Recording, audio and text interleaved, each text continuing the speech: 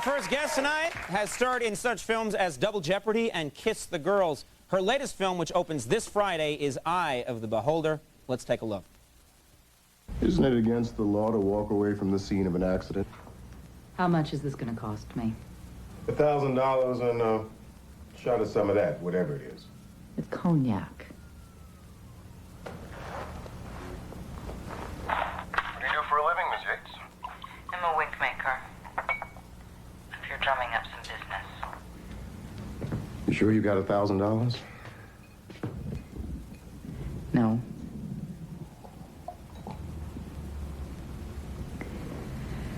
But I'm sure we can come to some kind of an arrangement. I'm sure you're right.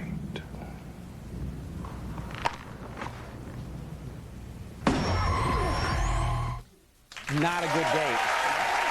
Please welcome Ashley Judd.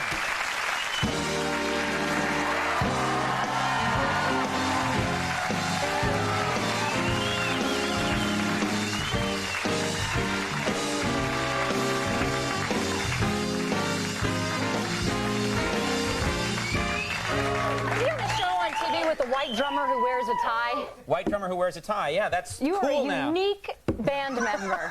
Thank you. You don't think that Sears and Roebuck suit says rock and roll all over it? No, he's the man can drum. Candy. And you have a great musical guest later. Shelby Lynn has an amazing voice. Well, yeah, we've got a good show tonight. And you're here. Are you even late enough you can say kick-ass? Yeah, you can say kick-ass. She's a kick-ass. You can say so much more than kick-ass here. Go for it. Thanks very much for coming, first of all. Nice Thank you to for have wearing here. Kentucky blue. Oh, yeah. I know you're supposed to be crimson, but you're showing your affinity for the Wildcats with that shirt. Well, I do this because it makes my blue eyes pop and irresistibly sexy. Which was the theory. It just doesn't seem to have worked out. But it was very nice If I go like this, I could think Paul Newman. Really? Uh-huh. You need a lot of drinks in you before I become Paul Newman.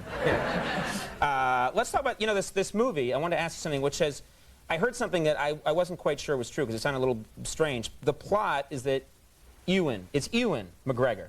The Scottish pronunciation is still somewhat obscure to we Americans. Because it would be Ewan, hey, you come here. Ewan. You know, it has the potential to sound horrible. But I'll say Ewan McGregor. He stalks you in this movie as part of the plot. It's a little bit more complicated than that because he actually uses me to fill a vacuum in his life. His wife has left him and taken his baby girl. Right. So I become a surrogate wife and daughter to him. Right. He's really a loser. Well, he's a loser, and I can relate. I'll tell you about that later. But anyway, he's following you in the movie, and I heard that, I guess maybe to prepare for the role or something, he actually sort of stalked you on the set, too. Is there any truth to that? There's some. I had a very actory idea, which I'm not too, proud to admit, which is that maybe Ewan and I shouldn't meet until the end of the movie, when our characters finally do. And I thought, you never know, it could perhaps add some ineffable quality to the performances. He's far too social to accept that as an acting agenda. Right. He wanted us to meet and start to have fun immediately. Right. So he took these pictures of himself that were developed in stages, and they were really creepy looking. It was sort of like a sheer wall or something. He was cocooning in it, and it said at the bottom in a scratchy handwriting, "I'm watching you," and he taped it to my hotel room door. So when I came out, I was totally taken aback and very freaked out. Is the idea that this is going to help your performance, or is he just a creepy guy? He might do that on every movie. That Brady Bunch movie you were in, why were you stalking the cast? Well, I think that what he did was convince me I would have far too many of these pranks ahead of me if I didn't succumb to his charm and start to have fun immediately. Right, and stop this whole actory idea. I know. Now, this next movie, I read about your next movie, it's called Animal Husbandry, which I will say is the worst title for a movie.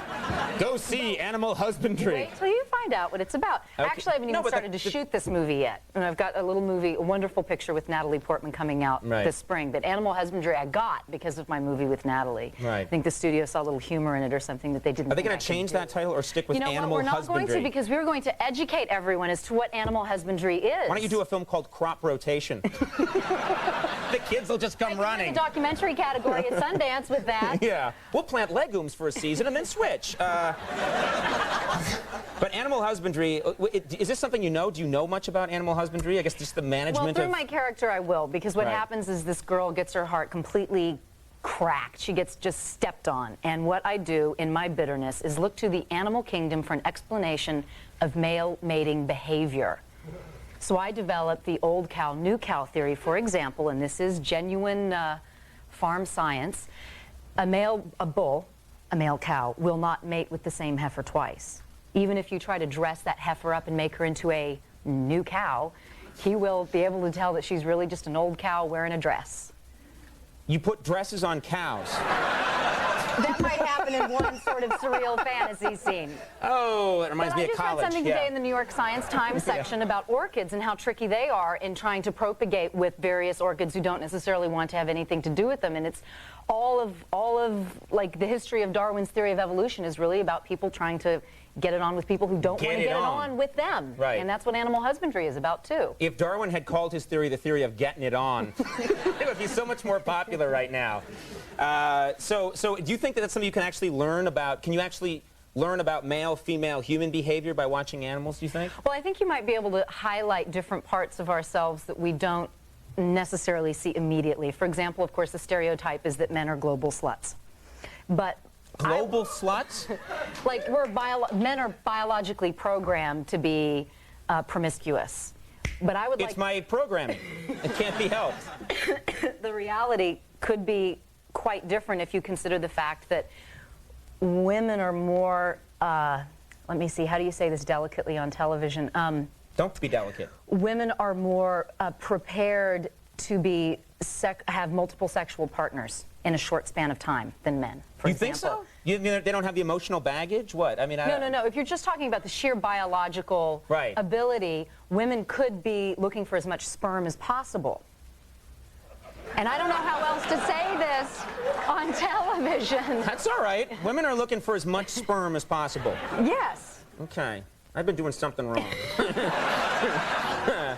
Okay, and Well, I got into a very large debate one night with a cast of very impressive men, and I will say some of the names, but I won't divulge the whole conversation because it was a private evening. But it was Coach Riley and Arnold Schwarzenegger and Al Ruddy, the guy who produced The Godfather. You guys just got together. And they're all like being silly and trying to have me on and talking trash about women and everything. And I'm like, women have more orgasms than men.